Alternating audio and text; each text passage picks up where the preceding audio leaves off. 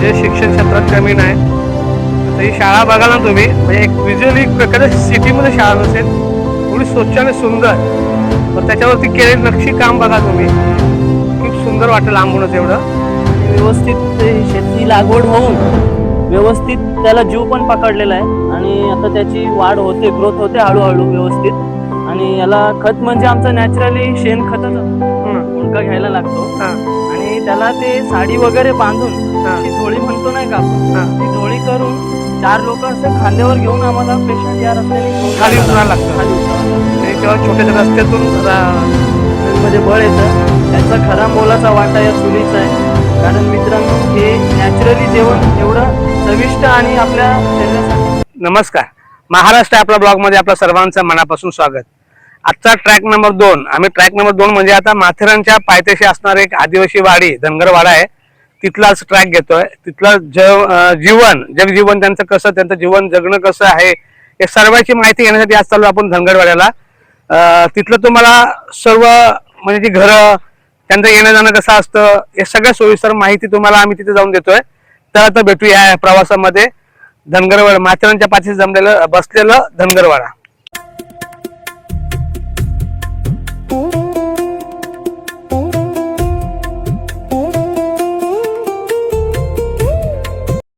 सज्ज आहे ट्रॅकची सुरुवात.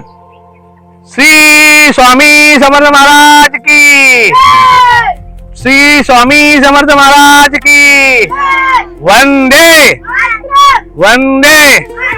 अशा प्रकारे एन्जॉय करत आपल्या ट्रॅकची सुरुवात. अशी आमच्या ट्रॅकला सुरुवात झाली. आम्ही थोडा रस्ता पार करत इथे पोहोचतोय आणि हा वरचा डोंगर दिसतो, तिथे पोहोचायचं आपल्याला. इथं खाली उतरत ना, तिथे पोहोचायचंय आपल्याला. एवढा रस्ता ट्रॅक करता आम्ही आलोय. कालचा आपण ह्या डॅमचा व्हिडिओ होता, तेही तुम्हाला दाखवतो. असा आपला प्रवासाला सुरुवात झाली. चालत चालत अजून खूप बाकी आहे चढणं आम्हाला. आणि आमची टीम पूर्ण सज्ज आहे. पूर्ण कसं जायचं काय ते, हाच तुम्हाला काल तो डॅम दाखवला आपण. आधी त्याच्या या कॉर्नरत आम्ही, आणि त्या समोरून तुम्हाला आम्ही कालचे सीन घेतलेत. हा जबरदस्त. आणि आज गर्दी जास्त आहे, रविवार असल्यामुळं खूप लोक फिरायला येतात. आज डॅमचं आम्ही पूर्ण एक शूट घेतलंय, ते उद्याच्या ब्लॉग मध्ये आपल्याला दिसेलच. आणि आता वरती जायचं आहे आम्हाला, डोंगरावरती. खूप सुंदर नजारे. हा आपला डॅमचा कॉर्नर आहे आणि आपली टीम मागे येते चालत चालत. आमचा पहिला टप्पा पूर्ण होतोय. अजून ते वरती छोटी छोटी घरं दिसतात तुम्हाला ना, तिथे आम्हाला पोहोचायचं आहे. आम्ही इकडनं सुरुवात केली ती ट्रॅकला आतमध्ये यायला. मोरांचाही आवाज येतोय बघा तुम्हाला, हे बघा कसलं जबरदस्त मौसम आहे आजचा. आणि अशा पुढे चढायचे आम्हाला. परी पुढे आहे आपल्या. नजारे बघा कसले जबरदस्त आहेत, व्ह्यू बघा कसले सुंदर आहेत. हे सगळं फिरत फिरत आम्ही गोल फिरत फिरत आलोय. हे डोंगर कपाऱ्यातून रस्ते काढत काढत समोरचं आमचं गाव थोडंसं झूम करून दाखवतो तुम्हाला. ह्या त्याच्यामध्येच आहे हे गाव दिसतंय आमचं. एक पार करत आम्ही इथपर्यंत पोचतोय. इकडे डोंगर आहे तो माथेरानचा, नेरळ माथेरान हा रस्ता आहे. खूप जबरदस्त आज मौसम पण आहे, छान वाटतं त्याला. एवढ्या डोंगर कपारीमध्ये ही छोटी छोटी गावं दिसतात तुम्हाला. यांचं जीवन काय असेल हे आपल्या चढल्यानंतरच कळतं. आम्ही इथे चढतो ना तेव्हा आम्हाला ते वेदना होतात. म्हणजे ह्यांचं जीवन कसं असेल, दररोज एवढं येणं जाणं, हे बघा ना असे रस्ते काढतोय. समोरचं डोंगर दिसेल ते माथेरानचं, थोडंसं झूम करतो. इथे 2 ट्रॅकर अजून मागे आहेत, चालतायत अजून चप्पल हातात घेऊन. आम्ही बाकी 2 पुढे गेलेत. आमच्या ट्रॅकला मध्यंतर झालं आणि पावसाने हजेरी घातली. खूप म्हणजे एवढे जोरात पाऊस नाही, छोटासा पाऊस आहे, पण खूप आहे, मस्त वाटतंय. पण अजून आमचा एक पल्ला बाकी आहे. हा टप्पा, हा एक गाव सोडून पुढच्या गावात जायचं आम्हाला. तिथे आमचे मित्र आहेत. पाऊस थांबलाय आणि खूप सुंदर बघा नजारा आहे. समोरचा डोंगर आपला माथेरानचा डोंगर. खूप लोक आज संडे असल्यामुळे आहेत इथे. हे माथेरान हा छोटीशी गाव आहे, तिथं आदिवासी वाड्या आहेत. त्याला भेटायचं आपल्याला. पुढे आपले ज्यांच्यासाठी आपण आलो जगन भाऊ ते वाट बघतायत. त्यांना भेटून मग पुढचं तिथली माहिती घेऊ आपण. समोरचं डॅम भरला. डॅमचं दृश्य बघा. पाऊस सुरून गेलाय. सुंदर असं डॅम्प आहे एकदम. खूप सुंदर नजारा. छान वाटतं एकदम. नमस्कार. आपण ज्या ट्रॅकला निघालो होतो, आपण ज्या आदिवासी धनगरवाड्यामध्ये पोहोचलो होतो तिथे पोहोचलो आपण. आणि ज्यांचं व्यवस्थित आम्हाला सहकार्य लाभले आमचे जगन मित्र जगन भाऊ. जगन भाऊच्या घरापासून आपण ह्या ट्रॅकला सुरुवात म्हणजे हे करतोय, म्हणजे गावाची आपण जी माहिती गोळा करतोय त्यासाठी. आता जगनचं हे घर आहे. जगनचं सकाळचं त्याला मी असं बोलता बोलता विषय झाला आमचा की सकाळी त्यांना 4 वाजता उठायला लागतं. 4 वाजता उठल्यानंतर पूर्ण म्हशींचं देखरेख करून पाहणं म्हणजे खाणं पिणं घालून दूध काढून त्यानंतर हा पूर्ण प्रवास आपला खाली गावामध्ये दूध द्यायला जावं लागतं. तर त्यांनी ते जीवन आपल्याला दाखवायचं आहे. तर आता आपण बोलतो. आणि विशेष म्हणजे आता आम्ही बसलो असं जगाने आम्हाला सांगितलं की त्याची मुलं एक डॉक्टर आहे. म्हणजे तुम्ही यकीन करू शकत नाही एवढ्या खतरनाक लोकवस्तीमध्ये राहून एवढं वरती चढवून यायचं, एवढं शेतीचा व्यवसाय करून दुधाचा व्यवसाय करून ती मुलं आज डॉक्टरपर्यंत पोहोचली. त्याच्यापेक्षा मोठं म्हणजे एक अभिमानाचा भाग बोलला तर का हा समाज पुढे कमी नाही. आपण ज्यांना कमी समजतो, काही लोक तर कमी समजतात या समाजाला. तर या समाजाची वस्ती पाहून आणि म्हणजे राहणीमान पाहून तुम्ही यकीन करणार नाही त्यांचा मुलगा एक डॉक्टर आहे, एक मुलगा काहीतरी सेकंड इयरला आहे, मुलगी चांगली ग्रॅज्युएशन करते. म्हणजे पूर्ण परिवार सुशिक्षित परिवार आहे हा. अशा परिवारामधून भेट घेऊन आपण पुढचा प्रवास चालू करतोय. पूर्ण गावातला व्हिडिओ शूट करतोय. चला तर सुरुवात करूया. गावामध्ये पहिले इंजिनियर जगन भाऊचं घर आहे. जगन भाऊची पूर्ण फॅमिली आपल्याकडे उभी आहे. त्यांना भेटून आपण हा प्रवास करतोय आणि ते आपली ओळख सांगतील. आणि त्याला डॉक्टर कोणता, तो डॉक्टर स्वतः डॉक्टर सांगा आम्हाला. पहिले सुरुवात करू डॉक्टर बसून. नमस्कार, माझं नाव प्रवीण जगन्नाथ गोरे. मी इथंच प्रॉपर राहतो पाली धनगरवाड्याला. आणि माझा LSS डिप्लोमा झालाय आणि मी वेटरनरीची प्रायव्हेट प्रॅक्टिस करतो. थँक्यू. या आई आहेत बाबा जगनचे. स्वतः जगन भाऊ आहेत आपल्यासाठी, ज्यांनी आपल्यासाठी खूप वेळ पाहिला. त्यांची बहीण आहे, हा मुलगी आहे. तुझं नाव सांग.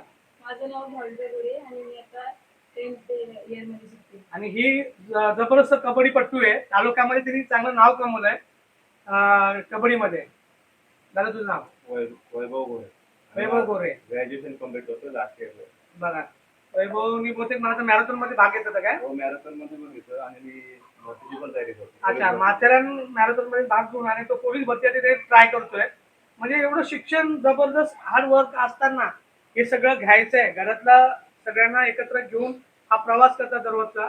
याच्यापेक्षा आनंदाचा भाग पुढेच नाही. यांच्या जीवनामध्ये किती सुंदर आनंद येतो बघा आपल्या लोकवस्तीमध्ये. या लोकवस्तीमध्ये जुन्या जमान्याचं घराचं दादा 5.5 वर्ष काय घर आहे आपल्याला.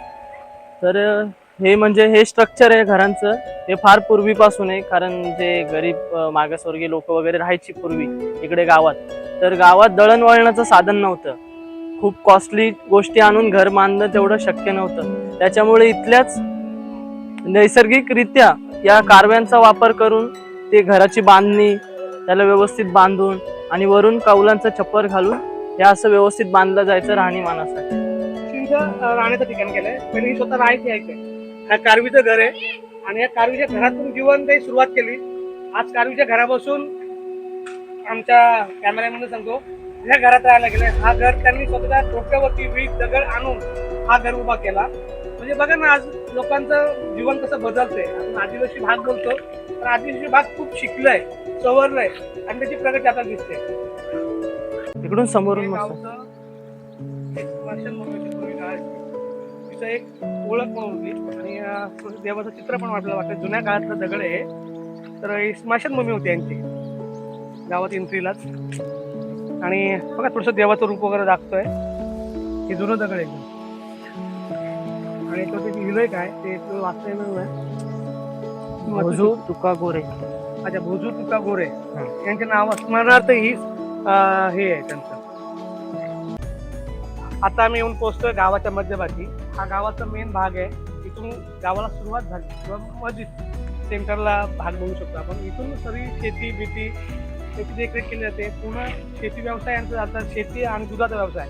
दुधाचा व्यवसाय म्हणजे प्रत्येकाच्या घरी नाही म्हणलं तरी 10 म्हशी आहेत. त्या 10 म्हशीनं दूध काढणं, ते खालच्या गावाला नेऊन सोडणं, म्हणजे हा दररोजचा नेटवर्क आहे त्यांचा. एवढं खतरनाक अमेझिंग आहे. आम्ही बसता त्यांच्याशी बोलताना हा विषय काढला तर तेव्हा ते त्यांची सकाळ म्हणजे 4ची सकाळ होते.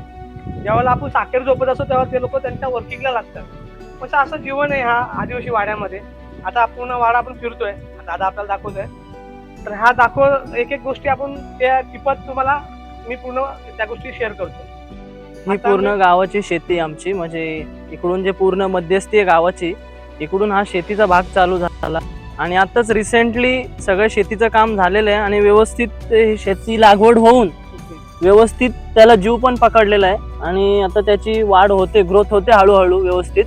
आणि याला खत म्हणजे आमचं नॅचरली शेणखतच असतं, बाकी काय असं वापरत नाही तरी आम्ही. आपल्या म्हणजे ह्या आपल्या वाडीमध्ये किती लोक अशी शेती करतात? जवळजवळ सगळे ऑलमोस्ट सगळे शेतीच करतात. आणि प्रॉपर शेती आपल्या शेतकऱ्याची स्वतःची, शेतकऱ्याची स्वतःची, कारण प्रत्येकाच्या नावाची अशी आहे. हो प्रत्येकाच्या नावाची. कारण पहिल्यापासून काही लोक एवढी शिक्षित नव्हती, त्याच्यामुळे काम वगैरे काय नाही. प्रॉपर लोक शेती आणि दूध व्यवसायावरच अवलंबून होती. अजून पण आहेत काही लोक थोडी काळानुसार बदलली, पण काही लोक आहेत जी अजून परंपरा जपून ठेवली आमची ही. शेतीची परंपरा. हा, अजून आणि जर जपून आपल्याला इथून माथेरानला जायचं असेल, किती किलोमीटर असा माथेरान असेल? इथून हा जो आता म्हणजे भरपूर पर्यटक येतात. हा. गारबट प्लॅटून म्हणून हा. एक प्रसिद्ध वरती पठार हा. आहे तिकडे जाण्यासाठी. ओके. आणि पूर्वी म्हणजे इकडूनच असे वाट होती जायला माथेरानला, अजून पण आहे. इथून जवळजवळ आपण जर भिवपुरी स्टेशन पासूनचा प्रवास सुरू केला गारबटला माथेरानला जाण्यासाठी गावातून, तर टोटली नाही म्हणून 3 तासाचा रस्ता आहे. हा, 3 तासाचा रस्ता गारबेटला म्हणजे माथेरानमध्ये आपण पोहोचू शकतो. हा, ओके. ट्रेक पण काय एवढा इझी नाही, खूप आहे, थोडं कठीण आहे. कठीण ट्रेक आहे. एवढं इझी नाही, बट करतात लोक, हाऊस आहे लोकांना. आणि खरंच आम्हाला पण अभिमान वाटतो का खूप लांबून लोक लोकं येतात येतात. पर्यटनासाठी.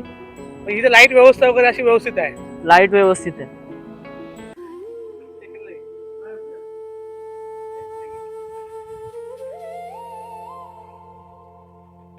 आता आम्ही ज्या शेतामध्ये गेलो होतो, दादाने सांगितलं याची शेती केली जाते, नॅचरल शेती बोलतो. आता हा तांदूळ तुम्ही पाहाल, हा तांदूळ नाही म्हटलं तरी 60-64 रुपये किलो आम्ही मार्केटला करतो. हाच तांदूळ यांना इथे पिकलं जातं. अनपॉलिश आहे, इथं पॉलिश नाही. पॉलिश केलं तर अजून सुंदर तांदूळ होईल, व्हाईट होईल तो. पण म्हणजे पॉलिश केल्याने आपल्याला आवडत आजार वाढतात. हे नॅचरल खाणं आहे यांचं. हा तांदूळ बघा किती सुंदर तांदूळ आहे. हे तांदळाची पीक आणि लागवड केली जाते. आणि दादा सांगेल आपल्याला तर किती शेतीमध्ये ही तुम्ही शेत करता, मग किती आपलं पीक होतं याचं तरी अंदाजे एका फॅमिलीला 1 वर्ष 1.5 वर्ष पुरेल एवढं म्हणजे होतंय स्वतःपुरतं. भात विकत तांदूळ विकत आणायला लागतच नाही. आणत नाही विकत आणून स्वतःपुरतं होतं 1 वर्ष पुरेल एवढं. मग रिटर्न तीच प्रोसेस सर्क्युलेशन चालू होतं नेक्स्ट इयरचं. हा धान्य साठा संपल्यानंतर लोकवस्तीमध्ये आपण फिरतोय. आता टोटल त्यांची लोकवस्ती किती आहे याचा आपण थोडीशी अवलोकन करू. आता हे तरुण मंडळी आहे, शेती करून यांचा व्यवसाय करून पूर्ण दिवस कसं त्यांचं घडतं याची थोडीशी माहिती घेऊया आपण. तर दादा आपल्याला सुरुवात करेल, तो सांगेल आपल्याला कसं काय ते. तर आमच्या म्हणजे दिवसाच्या कामाची सुरुवात होते 4 वाजल्यापासून. 4 वाजता उठायचं, मशीनची साफसफाई करायची, दूध वगैरे काढायचं, त्यानंतर त्यांना खायला वगैरे टाकायचं. मग ते दूध घेऊन खाली जायचं. तिथून दूध टाकून आल्यानंतर रिटर्न परत मग त्यांचं पूर्ण सर्व बघायला लागतं. आणि मग जे काही नंतर आमचं कॉलेज असेल, काही खाजगी कामं असतील आमची, त्याच्याकडे आम्ही कामं बघतो. हे पण खूप वर्षापासून आपल्याला ओळखतात आणि हा परिवार आहे आपला सगळा. कसं बघा गेलं तर नाव सांगतो सर, माझं नाव विसरत होतं. माझं नाव मुर्या कोकरे पाटील, आमचे गावचे पाटील इथले. आणि गावचे पाटील. मित्रांनो, I proud to be you talk. हे आमच्या गावचे पाटील आहेत. आणि पूर्ण जेवढी गावात जे सगळीकडे शेतजमीन आहे सगळ्यांकडे, पण सगळ्यात जास्त यांच्याकडे. आणि हे आमच्या इथले दळी नायक आहेत, म्हणजे आमचा पूर्ण फॉरेस्ट एरिया आहे आणि हे आमचे दळी नायक आहेत इथले. आणि पाटील पण आहेत. ह्या गावचा श्रीमंत माणूस बोलत हा बोलायला हरकत नाही. हरकत नाही. एवढी शेती आहे. चला चला घरी बस. आपली जुनी घर आहेत आणि याच्या आतमध्ये देखील आम्ही अजून पण काही लोक चूल वापरतात, गॅस वगैरे वापरत नाही. काही लोक अजून पण चुलीचा वापर करतात. जे चुनं आमचं राहणीमान आहे ते तुम्हाला थोडक्यात दाखवतो मी. या ही जुनी घर वस्ती त्यांची. जुन्या प्रकारे अशाच प्रकारची घरं होती. आता त्यांनी नव्याने थोडं डेव्हलपमेंट केलं, मुलं शिकली.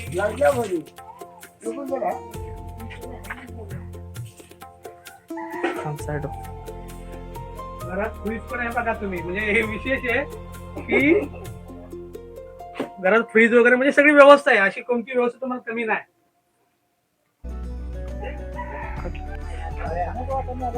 मारवाड काय? त्याचा वापर चालू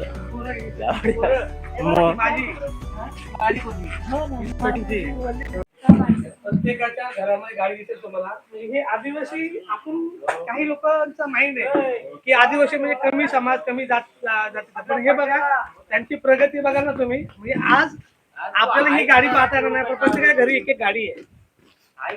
एवढ्या डोंगर पठारामध्ये त्यांचा समाज एवढा ग्रोथ करतोय, याच्यापेक्षा अभिमानाची गोष्ट कोणतीच होऊ शकत नाही. म्हणजे आज ज्याला मिळतं, ज्याला न मिळतं पण त्यांनी एवढं मोठं साम्राज्य उभं केलंय, तर हे याच्यासाठी यांना सॅल्यूटच आहे आपल्याकडून. म्हणजे जसं की म्हणतो आपण, बदल ही काळाची गरज आहे आणि काळानुसार आम्ही पण बदलतोय हळूहळू.